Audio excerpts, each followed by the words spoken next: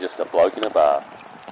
What is up, ladies and gentlemen? Welcome to another episode of Bloke in a Bar. I am here with one half of the mogul Zelezniak watch company. Malakai, what's going on, brother? No, nothing much. Thanks for having me. Nah, it's good to have you back. But a lot of people, you know, with the podcast back then, I didn't really focus on it as much in the sense of like I didn't really push it. I just like put it out and I focused more on the snippets. But so a lot of people won't have heard your story, which is a very good story. But walk us through. Just got me, boys. Fucking how fucking. Bruh, if I was a chick, I'd date me. I'm looking schmick, bro. The completion of the outfit. Bruh, 100%. Like, if I, like, look, not dateable, dateable.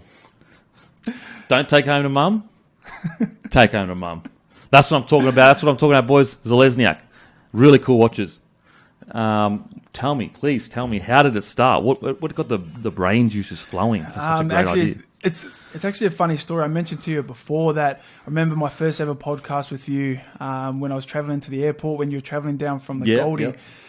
I remember just thinking how cool your setup was, like how awesome that you're doing a potty, a business and stuff like that. So I thought on the way home, I was speaking to my wife at the time, saying, you know, how cool will it be to, you know, start something while I'm in footy, because, you know, Denham's just doing awesome with what he's doing, and we always wanted to do something after that, but we just weren't too sure what.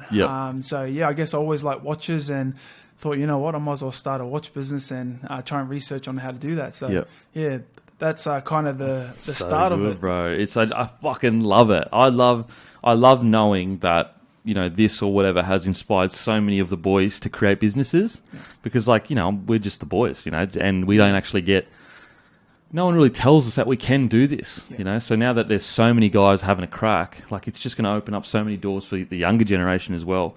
But I love the idea of watches as well, because it's not niche because everyone wears watches, but you know, it's unique in the sense, like, you didn't go down the same path as anyone else that was doing something. You went down, like, watches. Like, it's fucking sick, bro. Yeah. Well, yeah, as you said, like, everyone's starting business. Like you know, you, Ice, over at YKTR, like, you guys were kind of the whole start of, you know, starting a business. Well, you know, it's funny. You know, it's funny. So Ice, he also came to the podcast with Normie, and he also had the same situation as you, as, like, he sat there, he was, like, asking me all these questions about the podcast.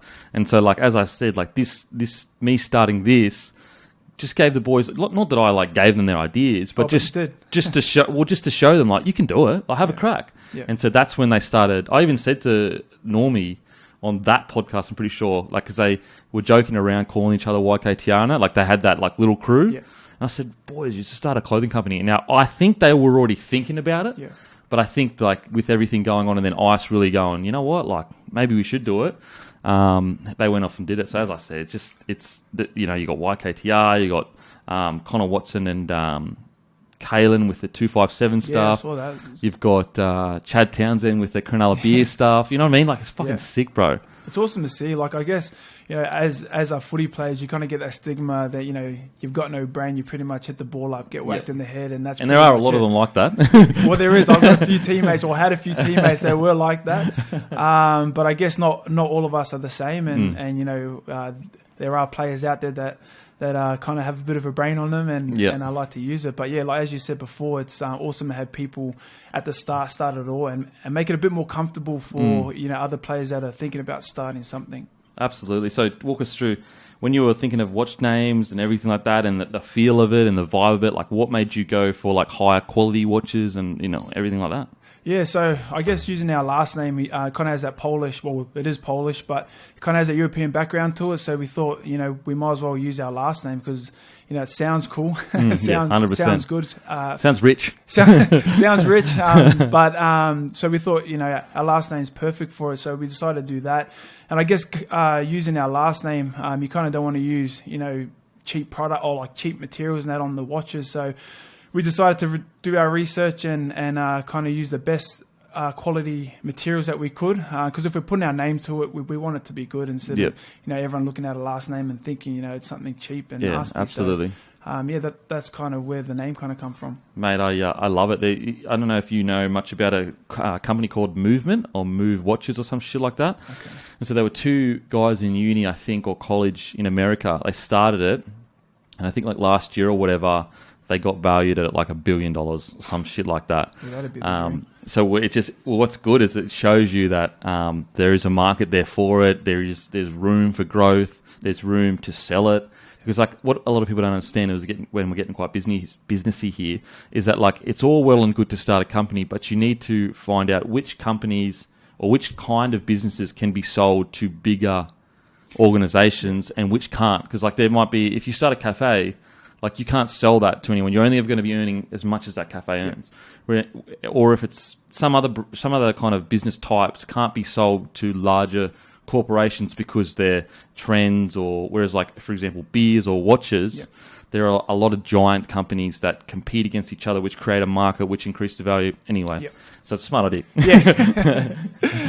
But like as you were saying, in the watch industry, there's like it's starting to grow now. Like it's already growing, it's already big. But I guess for men, it's the only kind of accessory that you can wear as you go out. So absolutely, that's what we thought would dabble in that and get something started like that. So what was the biggest hurdle in the sense of like what's been the hardest time you're like, bro, I don't know if we can do this? I think the hardest part so far would have probably been the start. Like I think sourcing the materials. Like I think we went through about 4 or 5 different manufacturers just because like the quality differs between each of them. So we put through about 4 or 5 samples before we even launched, and some of the samples were horrible. Like we were just like, what's doing? Yeah, what's doing? Like you can never sell something like this. But then some of them were really good. So we finally found the one that we were happy with. But that process there took almost 8 to 9 months just to do. So wow. I guess that was our hardest part so far. Is probably sourcing a manufacturer. Yeah, wow, that's crazy. So 8 or 9 months, and you'd be thinking, is this ever going to launch? Like, fuck, like in your. You're kind of like, oh, have we, all this time we're missing? You get the kind of FOMO of like, you might have seen someone else doing really well and you start thinking in your head, it's crazy. What about when you did launch? Were you shocked by the response?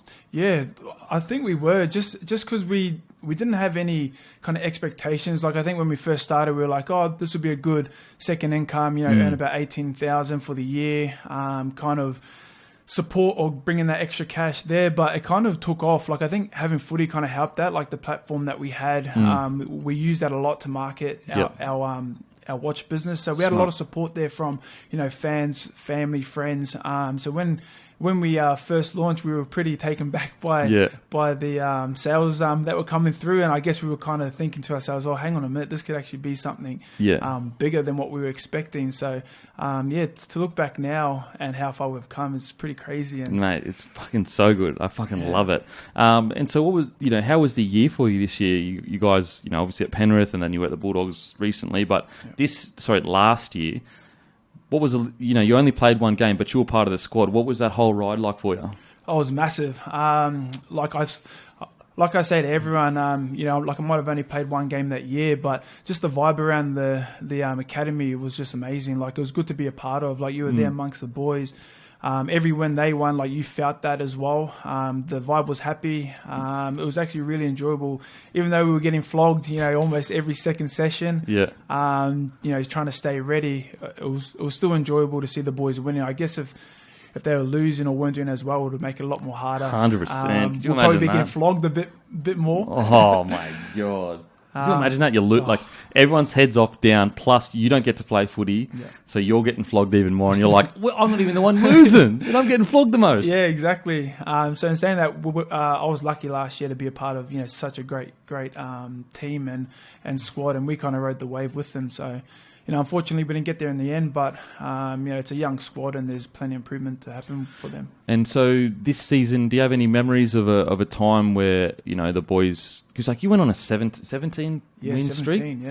Any memories of like the boys coming together and going, this is it, boys? Like was it 10 games in where you'd won or anything like that? I think we kind of had that after our army camp. So we had an army camp pre-Christmas break. And the army camp really brought the boys together. And I think we just had to look at each other, and we kind of knew before we had even played a game. Like we were just like far out, like this is going to be a strong team, like mentally, physically. So was it 3 days, 2 nights? 3 days. 3 nights. I can't remember. Months. But wow. It felt like about a week. Yeah, I can imagine. With the army camp.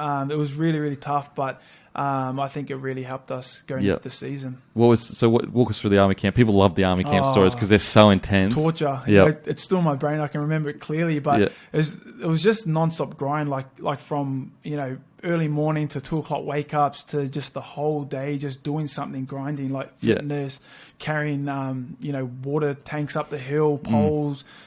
Just doing everything always. Like there was no time to just sit down and rest. It was pretty much the whole time. And you feel like your legs are jelly, and you just keep going and you just keep going. Yeah. Well, the first 2 days we got flogged. It was pretty tough. But then, the last day was the end of the day. It was only about, I think, half a day we had left. But it was like a 25k hike / run. So we had all our packs on, and I think we ran all around Brizzy, like around the river. Oh, really? And ended up at Suncorp Stadium. So how good it was a 25k trek, and I just remember all of us were just spent before we even started, and I remember running, going, "Why are we doing this? Like, this is ridiculous. Surely I'm going to tear a hammy or do a calf soon." So I'm sure all the boys would have been feeling it, but it was a really, real tough army camp. It's crazy when you think you can't go any further. You can always go harder. I mean, you can always go more. You might not be at a crazy pace, but you can always do more than you think you can do, pretty much. Yeah, 100%. And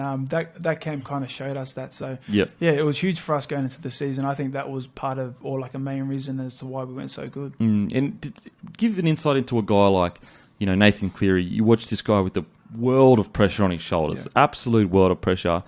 Is he as good as he is because he's training all the time extra? Give us an insight into his season, because it was obviously you guys struggled in the finals and Origin or whatever, but his season was incredible. What was it like watching a young guy like that? Yeah, I guess everyone thinks with Nat that he just turns up on the field and just carves it up, or he's just talented like that. Like, there's no doubt he's talented. But no one sees the work he does behind the scenes. Like, he's always the last one off the field with extras. Like, he'll spend about half hour to 45 minutes doing extras at the end of each session. And, you don't see that in young guys, or like it's not common. And I think with Nat doing that, it started all the other younger boys staying on a bit longer, doing those bit extras after training. So in a way, people don't see that part of Nat. But he puts in the hard work, like he trains hard, and it shows on field.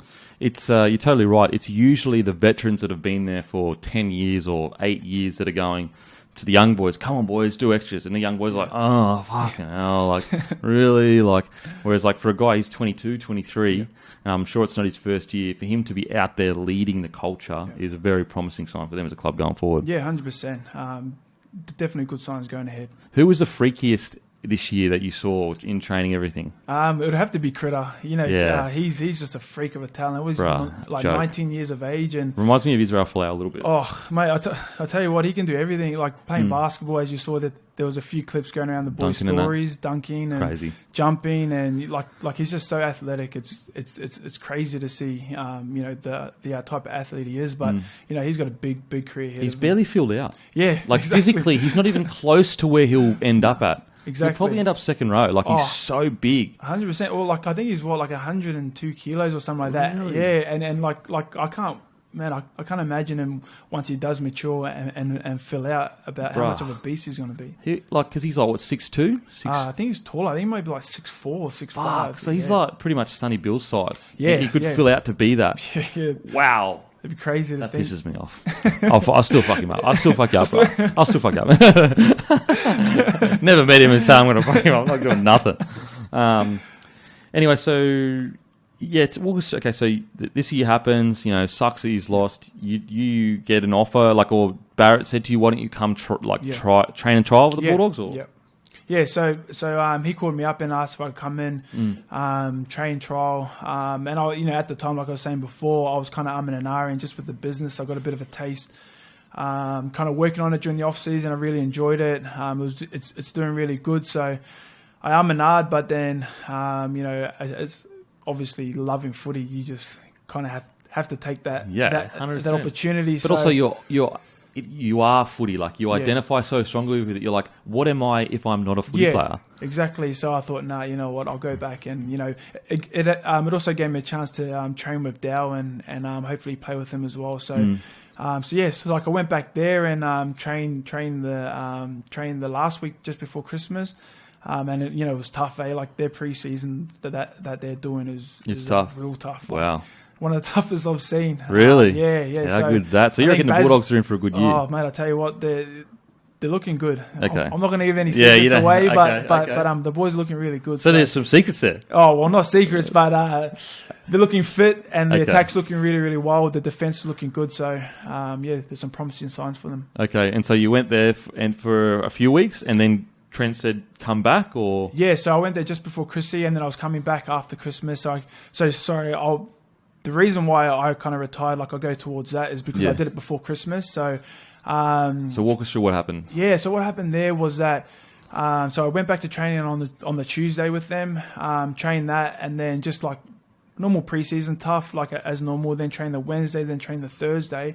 And then I come off the field on the Thursday, and then I ended up just pissing blood. Was it like really red? It was like real red, but also dark as well. So I was kind of like, oh, hang on a minute. Maybe I'm just real dehydrated. Okay. But I felt fine. Like there was no signs of fatigue or... And I'm not put words in your mouth, but a lot of footy players would be like, oh, it'll be sweet tomorrow. Yeah. It'll clear up. It's sweet. Well, then, I just thought, I was really badly dehydrated. So then I just drank a couple of liters of water in between the break to head into gym. So I went and done weights, come back off, went to the toilet again, and it was the same. So I was like, oh, hang on a minute.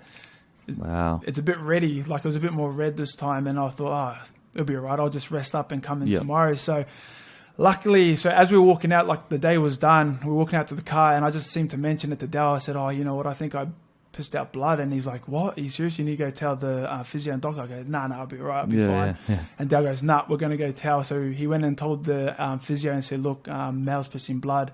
The physio texts the doc, and doc said, look, you're not training tomorrow. You got to go get blood tests and have 24 hours off. So when come the next day on the Friday, I went and had a blood test, just like I rested the whole day, just watched the boys train. And it was eating at me too, because I was like, you know what, I think Doc's just overreacting here. Like, I think I can 100%. Train. I feel fine. Had no signs of anything. And then I get a call at 11:30 that night. The doctor from the blood test pathology called and said, go to emergency right now. Like, you really need to go to hospital. So I was like, oh, what? Were you scared then? Yeah, I started freaking out. Blood is pretty hectic. Yeah, like, pissing blood, I was a bit scared, but I was kind of like, oh, you know what, like, it'll be fine. Like, tomorrow is a new day. But so I went to the hospital, and then the doc just said there, like they just chucked me straight on a drip, and they just said that my muscle damage levels, my CK levels, they call it, was through the roof. I think it was at like 188,000, where it's meant to be at 100. So, all the doctors said that they've never seen a muscle damage record that high before. Wow. Like nothing even compared. Did they say what was the cause? Yeah, so apparently when you work or when you do strenuous training, like I had no idea this was even a thing, but you can overtrain or overwork where you break down the muscles and it can clog up your kidneys. So all the muscle damage filters through your kidney. Wow. And apparently there was just so much that it clogged the kidneys, and my kidney function pretty much was gone. So wow. I find out from the doctor that, if I had pretty much trained the Friday, I would have passed out, like the kidneys would have shut down, and then my heart would have gone on me. Holy so I could fuck. have just dropped dead on the field. So oh my god, that was pretty freaky. I was like, no way, because I felt fine. Like, that was a scary thing, was that I felt normal. Like, I had no signs of fatigue. Didn't feel dehydrated. Didn't feel sick or anything. But then I just kind of, the thought of being able to, drop dead on the training paddock kind of freaked me out a bit. Scary as. And I guess it's like your first, as you get to around 30, you start to realize, like, I'm mortal. Like, you know what I mean? Like, I'm not invincible. Yeah. Whereas, like, especially a young footy player, you're constantly telling yourself, I'm invincible. Yeah. Like, nothing can hurt me. Exactly. And then you get this reality check of, like, you weren't even feeling bad. You could have gone. Exactly. And I think that was a scary thing. Like, I look back now and thinking, man, like, how dumb. Like, just not listening to my body. Like, I obviously saw blood coming out of my piss. I should have just, said something. And straight I'm lucky away. that Dal was there, because, otherwise, if I hadn't told Dal, I would have just slept and come in and trained the next day. And then, who knows what would have happened. But right. Yeah, someone's looking down. Someone was looking after me. You know what I mean? So like I was just lucky that had panned out, because I thought, if you ever train too much, you just tear a muscle. You know what I mean? Totally, I had no idea this was even a thing. I didn't know it was a thing either. Yeah. So yeah, that's kind of where it headed, and then I pretty much had 3 weeks off, and then had to slowly come back, and then my levels spiked up again. Then I had another week off, and then tried to come back again, and it just spiked up again. So I just thought, you know what? It's just like as you said, like I'm not immortal anymore. As what Invincible, I thought I was, yeah. invincible. I kind of have to look after my health and I do what's best for me. And like I think what kind of stuck with me was being in the bed, in the hospital bed, and seeing my kids come in and then crying just like as they're leaving, kind of saying like, "Dad, like how come you're not coming home with us?" type of thing. Wow. And that kind of hit me. And I was like, you know what? It's not worth Absolutely. possibly not seeing my kids and family again. Yeah. So yeah, that's kind of what swayed my decision. And that's crazy, bro. It's like you're so fortunate that you picked it up when you needed to. And so, has it hit you yet that you are not a rugby league player anymore? I mean, you always will be, but Well, it's still fresh, and like everyone always says that, like it'll come a time where it'll hit you, and you're like, far out, I'm not actually playing footy anymore. I think that'll probably come when the season starts, and I'm watching the boys play, and I'm like, round one will sting you. Round one will sting me. I'm like, you know what? I just want to be out on the field.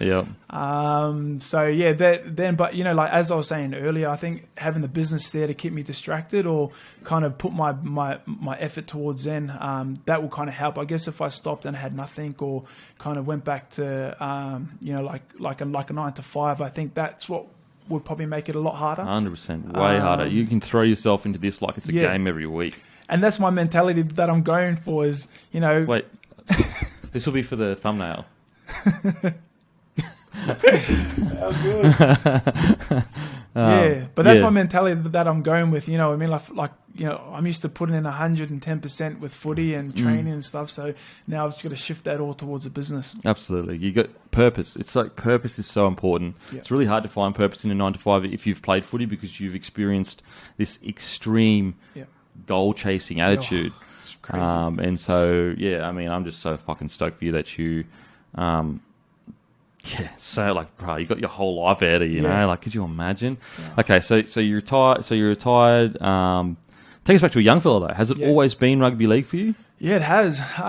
Like back, I remember playing footy back when I was 4, and I probably would have played at 3, like 2 or 3 if they allowed it. But my koro back home, he started a rugby league club where we pretty much all our cousins, brothers, and they all started at a young age. So he was a mad footy fan. He loved, breathed footy. His dad played for the Kiwis. And that's how the footy kind of got passed on to us. Did he captain the Kiwis as well? He captained the Kiwis, so he was the first Māori captain to captain the Kiwis. So that kind of come down through our grandfather or our koro, and was passed on to us. So since a young age, footy's pretty much been, I guess, instilled into us. In your blood, really. Yeah.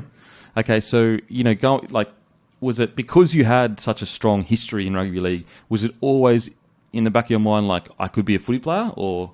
Yeah, exactly. I guess when you start at that young age, and when your koro breathes footy, loves footy, watches every single game every weekend, it was kind of had to, in a way, like we had to make it, because Koro said we had to, so we got to listen to him. But so since a young age, it's pretty much been a part of our life. And when did it begin to kind of dawn on you that you could potentially make a career out of it? I think probably in 20s, like, when you play 20s, you thought you were the man. Well, I didn't play 20s. I went through just before 20s came in. Well, during 20s, like I thought you made it. You know what I mean? Like a lot of players would say, is that you make 20s as TV games. You got a fresh cut before the game, and you thought to yourself, how good's this? I made it. But I guess that's when I kind of realised that I could potentially push on to first grade. But I kind of took a bit of a longer road to get there. Absolutely. So went on through our 20s, went up and did a preseason with grade, and then I didn't have the work ethic back then. So this was Penrith, hey? This is that Penrith. Actually, before we get there, growing up with your brother, was there any stories you can remember him of maybe you touching him up and him sulking or anything like that? Oh, there's heaps of stories there with me and and Dow. But it was always me because I'm 4 years older than Dow. Yeah. It was always me versus, we have a brother that's a year younger than me. Okay. So it was always them two versus me. Yeah, okay. And I always used to bully them in the backyard and thought I was the man because they were two small fellas there. Yeah. Like I always touched them up and I roughed them up and stuff. So heaps of late shots and head highs and stuff like that. But I remember just growing up, and that was always a part of our life in the backyard after school and stuff. Yep. Okay, so you get a contract with the Penrith Panthers, and they ask you to come up to the first grade squad. Do you remember any first session with the first graders where you're like, wow, that's such and such or whatever? Yeah. So my first session or experience in first grade was when I was playing 20s, and they needed the numbers to go in their opposed sessions and stuff like that. And I remember my first session up there, and I had that exact same reaction. I was just looking around going, far out. How mad is that? That's Luke Lewis over there. And then, all these players like Michael Jennings. And then I remember playing centre and Michael Jennings just running amok on me. Really? He absolutely just towered me. I'm like, what am I doing? Fire out. This is like a whole nother league. But I remember that as my first experience, just being starstruck about, all the Jennings players that I had around me. Prime Jennings, quick as anything, lightning just in quick. and away on me. And I'm like... Had no chance of catching him. But that was my first experience with that. But I think it kind of dawned on me my first preseason with Penrith after 20s.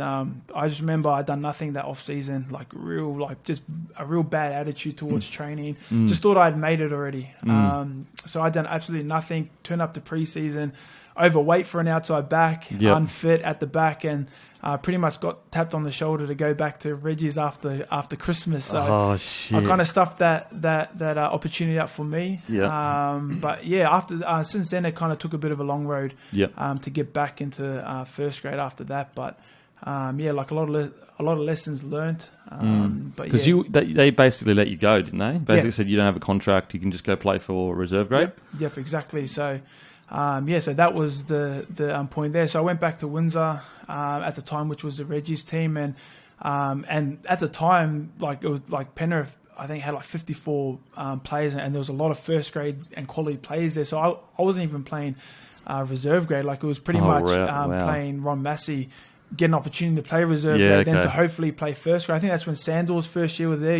Source's first year. Yep. A lot of quality players that came in. So it wasn't just playing reserve grade. It was even lower. Yeah. So you were literally local league hoping to play Rezzies. Pretty much. Wow. And so that kind of stopped there. So then I got an opportunity to go over to the Warriors with Matt Elliott in 2013. And then done a preseason there with him, but I had the same attitude. You'd think I would learn. I would have learned from the first time, but I pretty much did no training, a few trainings here and there, but I pretty much wasted my opportunity there. Just wasn't in it. My head, my attitude towards fitness. So what made you flip? What made you realise I have to do something with my life here? I think it's when after the Warriors, after I come back from New Zealand mid-season, I just thought, you know what? I had about 6 months off where I worked shift work, 12-hour shifts, and I remember just, where were you working at? I was working at Serco, so a detention centre, so I was an immigration officer. Wow. I know, which was pretty crazy at the time. So what, they would take migrants in and house them? Yeah, so that there's a centre there that people wait for their visas or bridging visas and that, so they have to wait there.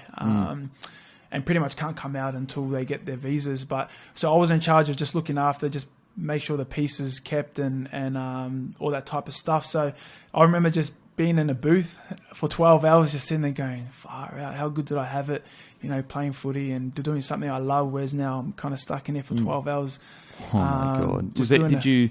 Did you really gain an appreciation for life as well, seeing these people that I'd assume most of them are fleeing war-torn countries. I'm sure there are some that are, doing the wrong thing or whatever. Yeah. But most of them are just desperate to get away from where they are. Did you see them and go, what if I'm squandering my chances and these people are desperate just for a bit of freedom? Yeah, 100%. Like seeing the families and I guess the children that come through that are fleeing war-torn countries and that, I guess that kind of puts things into perspective about how lucky I am, about the life that I have and how grateful that I have to be able to live in this amazing country. So definitely put things into perspective. Definitely woke me up a little bit. And then I ended up going back to rugby. Rugby union. Rugby union. Yeah. I had a bit of a stint there, which I enjoyed really, really well. I didn't really know the game. I pretty much, if I got tackled, try and pop the ball up so that I didn't know how to place. Was it Shoot Shield you were playing in? I was playing Shoot Shield with Penrith Emus at the time, and that was just to kind of stay fit and a bit of a muck around, and then it kind of led on to getting selected in the NRC comp, which is for the Country Eagles. Okay. So I played in that. What's NRC? Is that New Zealand? It's like a bit of a New South Wales Cup, but for rugby union here in Australia. Okay, so what's the difference between that and Shoot Shield? Shoot Shield is like the Sydney comp, like the local comp here. Yep, okay. So you pretty much go from Shoot Shield into NRC. Okay. I don't know if it's still going around. I don't think it's still going around. Stopped. Yep.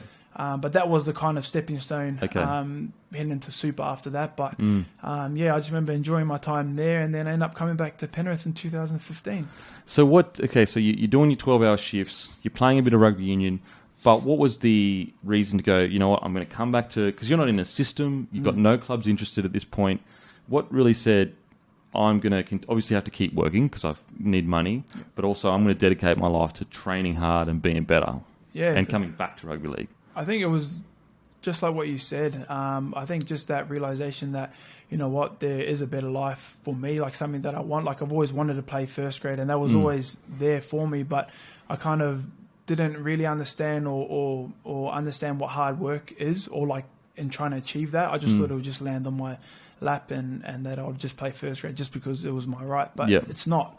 And so I guess that was probably the first off season that I actually trained. Like I trained pretty much every second day, or if not every day, and went back to preseason, had a really solid preseason with Penrith Reggies. Okay. Had a good season there. So you just basically said to them, I would love to come back and trial for the reserve grade side. Yeah, so at the time, Garth Brennan was the Reggies coach, and he had a really good relationship with Dow. Okay. And that's when Dow was kind of in and out of first grade at his first season of first grade, I think it was. Yeah. And then he just had a talk to Brenno and just said, look, what's your thoughts on Mal coming back and having a few games? And Brenno was really good about it. Yeah. He goes, look, you have to come back and play in Ron Massey. And work his way in, but there's opportunity there for him because I think they had a few injuries in the outside backs. And so did Dal also say to you, mate, you've got to come back? Yeah.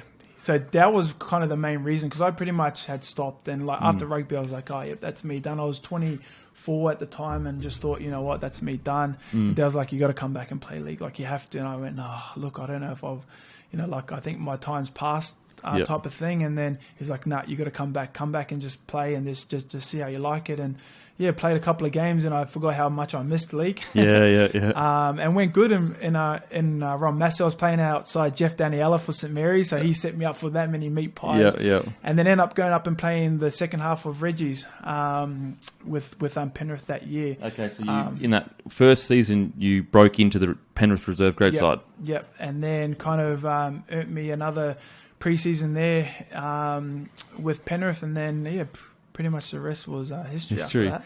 So you were still working shift work? Yep, I was still working shift work at the time. And so basically it was your whole mindset had changed, really. Yep. You'd basically gone, you got the taste that you like rugby league again. Your younger brother is saying you need to give this one last crack. Yep. On top of that, you're working in a job that you're seeing some of the most unfortunate people in the world, really, like, outside of an actual war. Yeah.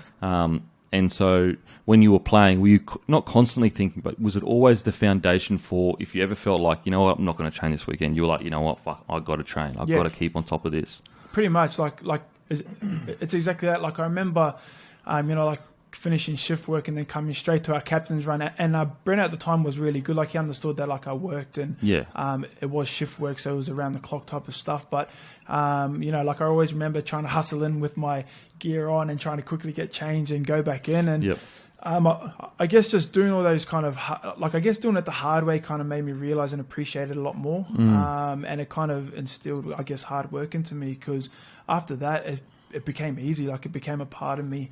Whereas if you look back, at the start of my career, hard work was definitely not in you probably haven't thought of this. You wouldn't have thought of this, but it's so ironic that a guy that missed out on making his debut essentially because he didn't work hard enough has had to quit footy because he's worked too hard. Exactly. There's irony in that. Life is irony, bro. How ironic is that? Like you literally, you overtrained and that's why you had to quit.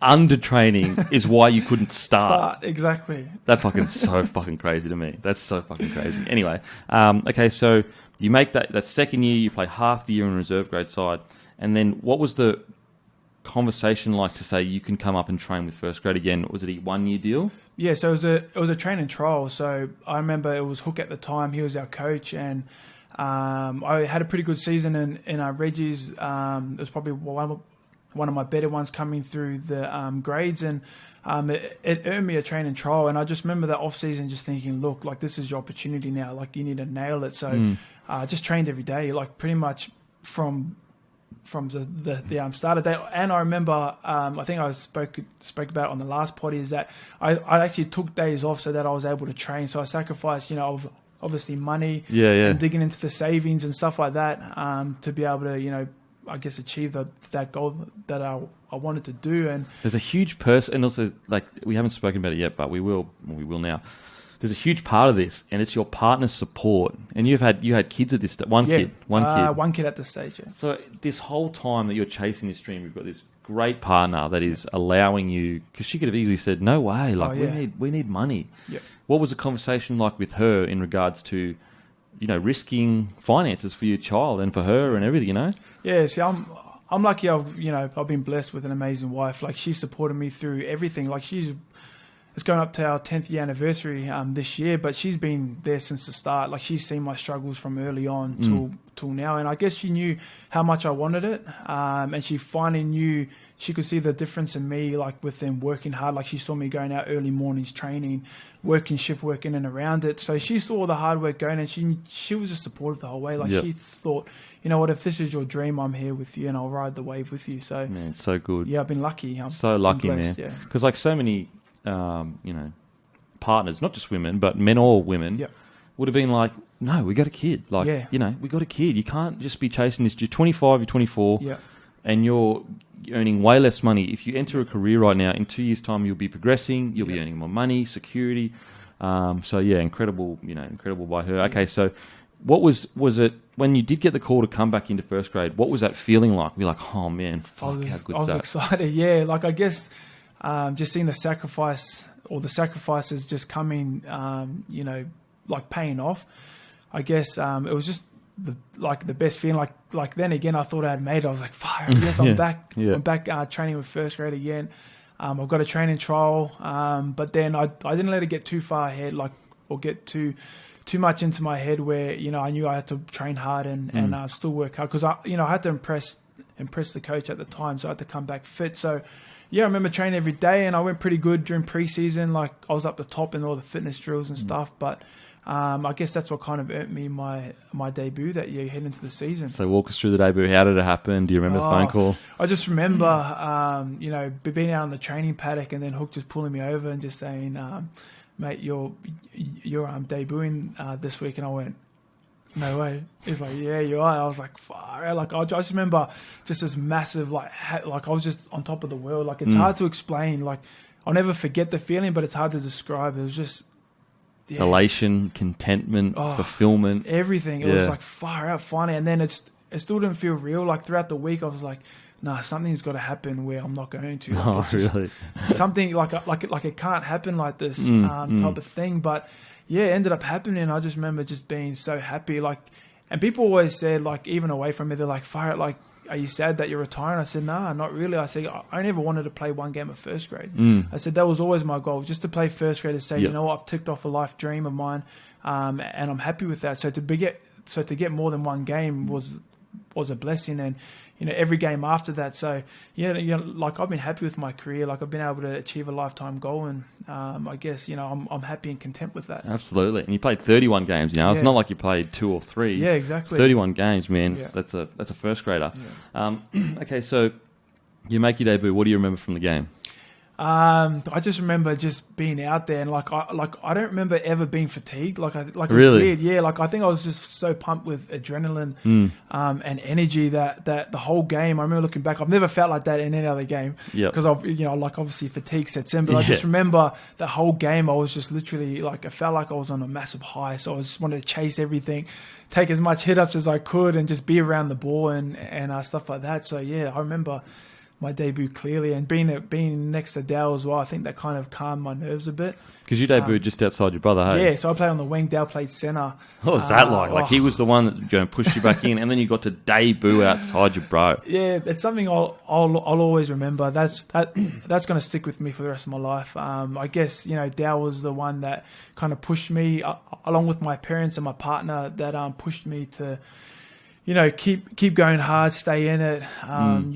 You'll get close. I remember just running out there with him, like him behind me, and just thinking, far out, like I'm actually here with my brother, running out onto the field and doing something that I've always dreamed of. Oh, man, it's crazy. Like, for all come together like that, it's insane. Okay, so you make your debut, and then you sign a contract with the Tigers. Yep. So what was the reason for the move to the Tigers? So at the time, Dale and Sauce, both international wingers, and I knew that, it would be hard to try and push my way in there. So it was more for just me to progress as a player. I think Tigers at the time, I'm not too sure how well they were doing, I can't remember.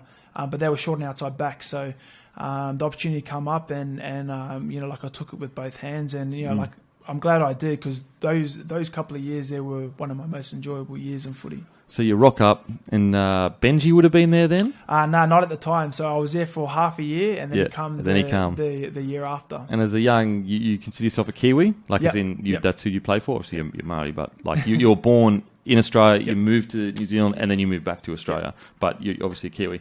So to be able to have, like, arguably the GOAT to come back, what was that like for you? Oh, it was crazy. Like I still remember that too. I just remember just seeing him in the distance and just saying, like I remember I was just nervous as just to even go up and talk to him, and I was just like standing there just watching for a bit, just watching all the boys say hello. Yeah. And I finally worked up the courage to go up and say hello, and he was just like a normal dude, like he's so genuine, such a nice guy, and he just made it comfortable, like he's the GOAT to me. So. Yeah, I mean, to a lot of Kiwis, like you'd probably put him, Stacey Jones, and I honestly reckon Tuivasa-Sheck if he continues playing the way he's playing. Yep.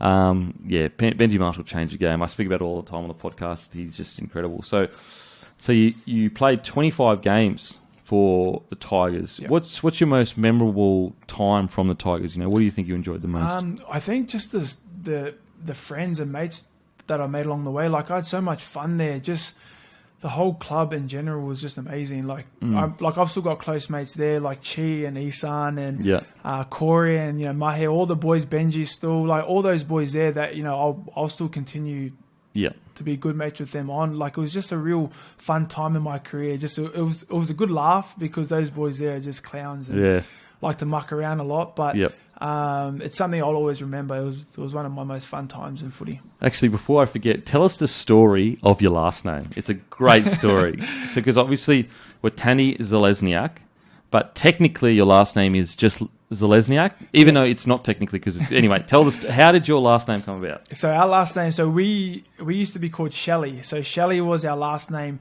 early on in our years. So my grandfather come over from the war, like after the war, and they couldn't pronounce Zelezniak So properly. Your grandfather was Polish? Yeah, he was Polish. And this was the war with World War II? Yeah.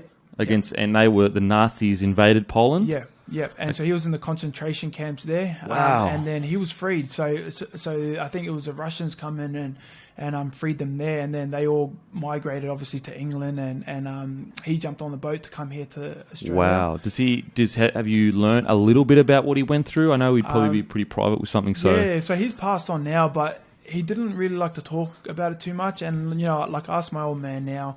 And he didn't really speak to my old man about it. So I think it would have been a pretty horrific experience. 100%. And concentration camp, like, fuck. Yeah, exactly. I think he probably didn't want to speak about it. But yeah, like he come over from Poland, and they couldn't pronounce his name Zelezniak properly, so they gave him Shelley.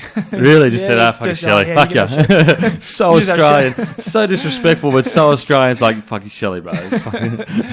Exactly. And so he got given Shelley, and we grew up known as Shelley through our younger years. And it was just before he passed on, he changed his name back to Zelezniak. So my old man wanted to change our last name back to Zelezniak as well. Okay. And then my mum was in charge of the paperwork at the time, and she slipped in her last name into the last name as well. So it was Watene-Zelezniak with a hyphen, and then Dad got the papers back and was like, Watene-Zelezniak, are you serious? Like, you didn't even tell me you put your last name in there. So it was a bit of a shock and a surprise to my old man. But I think it was going to cost us like $800 to change it back. And at the time, like we weren't wealthier or anything. So absolutely. $800 was a lot of money, so 100%. Dad just kept it. So from then on, it's been Watene-Zelezniak. What a story, bro. Zelezniak. That's it. How good is it to know? Like, for example, my granddad, the last thing he ever said to me, and he went to the warning, shook my hand, and he said, "Good luck with the beer." He was so stoked that I had my own beer, because like to them, they didn't have those opportunities back then. Like, it was, you couldn't just start your own beer. We got so much chances.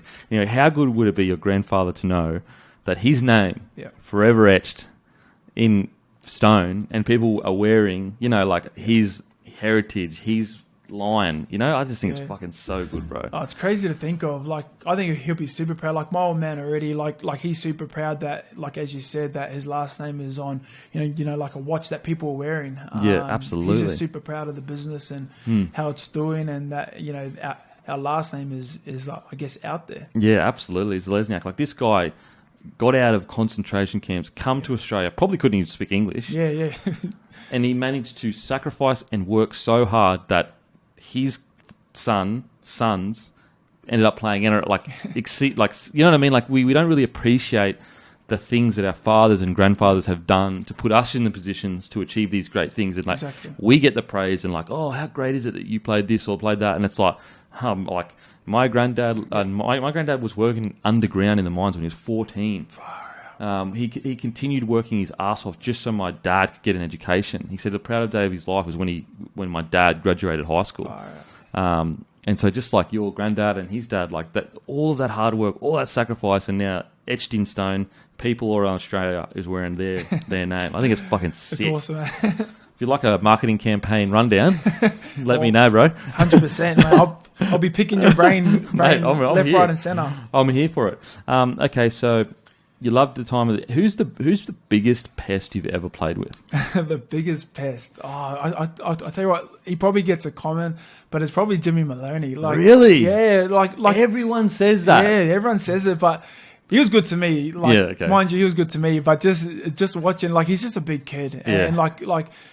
People say he's a pest, but he's so good to have around. Like, having someone like that in your squad, it's like just a brings good pest. Energy. Yeah, it's a good pest. Like, it brings energy, laughter. Yeah. Like, it brings the boys together. You can mock back and forth. It's just a real safe environment. So, as much as, you know, he's the team pest, you know what? It actually helps team culture. You need it. Well, it's like similar to Jerome. I've heard that he's a bit of a pest. But when I say pest, and I think most people that listen to this understand what I'm saying, I'm not saying dickhead. Yeah. If I meant dickhead, I'd say dickhead. Pest is like that lovable guy that's like chewing your ear off. You love him, but you're also like, bro, shut the fuck up, please. Can you shut up, please, bro? That's it. Prankster. What's the biggest prank you've ever seen, or prankster you've ever seen? Bizza would probably have to be the biggest prankster. Bizza. Yeah, he's another kid as well. He's another little kid where, you know, if there's a prank that's going to happen, he's the one that's a part of it, or he's done something to do with it. He's got something to do with it. Yeah, exactly.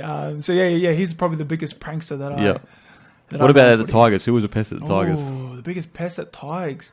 Corey Thompson? Yeah, it'd probably have to be Cozza. He was a pest in a good way. Yeah, in a good way. But yeah, he was probably the pest. He was always in and around. He was always mocking and jumping in the banter. So yeah, he would probably have to be. That's fucking mad. Who's a kid, like a player that you've played with that is just the best player you've ever played with? Where you're like, he is the number one player I've personally ever played with. Yeah, well, it'd have to be Benji for me. Benji? Yeah, he's like as you said, like I grew up in the backyard with Dow trying to do the Benji step. Obviously never did it, but I tried to be like him. So, you know, to be able to lace the same...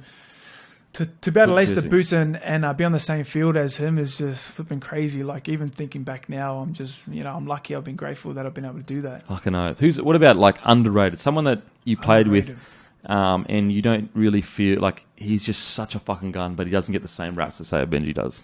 But it'd probably be Isaiah Yeo. You know what he's I mean? A gun, bro. He's such especially a gun. This last year, bro. People just don't understand what he does for a team. Like, he's pretty much the glue to the squad. Like he connects the middle to our halves, to our outside backs. He's just everywhere. Like he does everything. And he's probably the most underrated player. Bro, he single-handedly got you to the grand final. Exactly. Rabbitohs had you under the pump. Isaiah Yeo makes a break through the middle. Damien Cook misses a tackle. I don't mind saying that, Cookie. You're a beach sprinter, but you missed that. He makes a break up through the middle, draws and passes. I'm pretty sure you guys go into the grand final. And as you said, he doesn't get the raps that he deserves, but that play by itself was fucking ginormous, bro. Could you imagine if they didn't make the final? If you didn't make the finals? Exactly.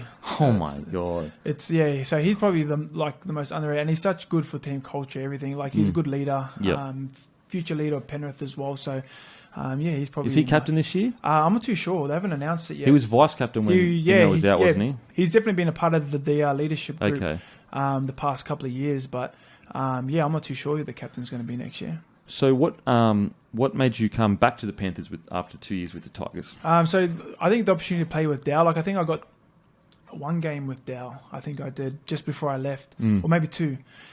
And I guess just the opportunity to come back and get a few more games with Dow, because like I said, I guess I was chasing that feeling of when I ran out onto the field with them, and how amazing it was. And as soon as I got the opportunity, as soon as Gus and Jimmy sat down, had a chat to them, I wanted to straight away. So. Yeah. And so was it Hook that re-signed you again? At the time, it was yes, it was Hook. Yes, it was Hook at the time. He was still the coach. Heading into the next season. Okay, so Hook seemed to have really liked you as a player, I assume. Yeah. I got along with Hook really well. I think we both respected each other, and he always treated me well. Yeah, Hook's. I think he'll be good for the Dragons. I think he'll be really good for the Dragons. He's tough, but he's usually pretty fair tough. Exactly. Okay, so you come back. You play 5 games. Now, you don't have to go into detail because it's dull in the story or whatever. I'm not asking you to do that because I know there's a lot that went on there that we don't know about. But was it really hard to see your brother, who you're the older brother too, so you're naturally protective, you naturally want it. What was that period like for you where he, basically, was forced into reserve grade and forced out of the club? Yeah. From what I know, I don't know the full story, but what was it like for you? Yeah, I guess it's hard being the older brother. Like as you said, you're really protective over your younger siblings, so I kind of was a bit defensive in that way, but then again, it is a professional sport, and things like this happen all the time. We've understood that now, and I guess you can't take footy as being loyal these days. Clubs got to do what's best for the club, and players got to do what's best for them and their family. So I guess it's just trying to find that mutual ground between both of them, and I guess I felt defensive towards Dow, as an older brother would, but I would have loved for him to stay and had a few more games with him, but it didn't end up being that way. And with your watch brand, what is your favourite watch brand outside of your own? What did you take inspiration from? I guess growing up, I always loved watches, but it was more I remember getting my first Armani watch from Myers. That was probably what started my love for the watches. My love for watches was that, and I just remember just saying, "Fire! How cool is this?" On my wrist, being able to, say, "Oh man, I've got an Armani watch on my wrist," type of thing. So I guess that's what kind of sparked it, and then I, obviously had my G-Shock from everyday use, and I just started collecting watches after that. But I think my first ever love for it was when I went into Myers. I didn't even want to buy a watch. I just remember just going there shopping at the time and just saw this Armani watch and loved it. So I thought, what, I'll get it, and that's what sparked it. What do you think? What is the love for watch? Is it a romantic thing of the time, or is it the physical appearance of it? Is the accessory of it? What is the love for the watch for you? I think for me, a lot of people talk about the love of the watch for the art and the movement, and I definitely appreciate that, but I also love the aesthetic of watches. I love the look of how it is on your wrist. being an accessory, like completing your outfit, stuff like that. But I'm more how it looks and feels on my wrist. Like I love a good watch. This is comfortable, bro. That I'm not looks gonna lie good. to you. It's fucking comfortable. Well, yeah, well, that's what I wanted on our watches. It's hard to be comfortable when you're this fucking jacked, but I'm comfortable, bro. Honestly, walking around this fucking jacked is hard being comfortable, but this is making me comfortable. Well, it's a perfect suit. 100%, bro. 100%. Yeah, so I guess that's what I like about watches more is probably the aesthetics of it and Yep. you know how they look and how they feel on your wrist. And what about like the feel and and design of it? Like, are you a very fashionable guy in the sense of like, you know, obviously you can see I'm not a fashionable guy, but are you very fashionable in that sense that you like the aesthetic of things? Yeah, I do. I probably wouldn't call me, you know, fashionable, or, you know, like I'm on trend with stuff, but I definitely like to dress nice and I definitely like nice looking watches, but I guess I do all the design of it, so whatever I like is what you guys are going to get. Yeah. Pretty much, but there are a few new designs coming out and you know, I enjoy designing them. Like, it's pretty cool to see, you know, like a pretty rough sketch and seeing it being sent to a manufacturer, the designers doing up this custom watch that you've designed on a piece of paper, seeing it come to life and on people's wrists. So I was going to say, like, walk us through. You're going to design a new watch. Yeah, so walk us through the process. So at the moment, we're currently looking at designing a new sports watch, something a bit digital, still with that kind of dressy sense. But so the process of that is that I'm at home. I'll get input off my wife and Dow, obviously, and then I'll sketch up something that I like and get different ideas and designs that I like in a sports watch or a digital watch, and then I'll sketch it all up. It's rough as I'm not the best artist, but I've got that in place, and then I'll take a photo of it or scan into my computer, send it off to our manufacturer, and then they've got a team of engineers and designers where they put that all together. So they'll do up the CAD and 3D drawing and models of it, and then they'll get the final design right, and then we'll get towards the sampling, say sample it, and then have a look at it. If it's good on the wrist, everything's right, and then bulk order. Bulk order. Wow, how good's that? I mean, what's your favourite watch in the whole of your collection? My favourite watch is probably this one I got on right now. Shit. It's our Sapphire, which is it's a bit of a blingy watch, which I like. Obviously, I like the look of watches, but that's my favourite so far. But the few new designs that we've got, shit, that's it, baby.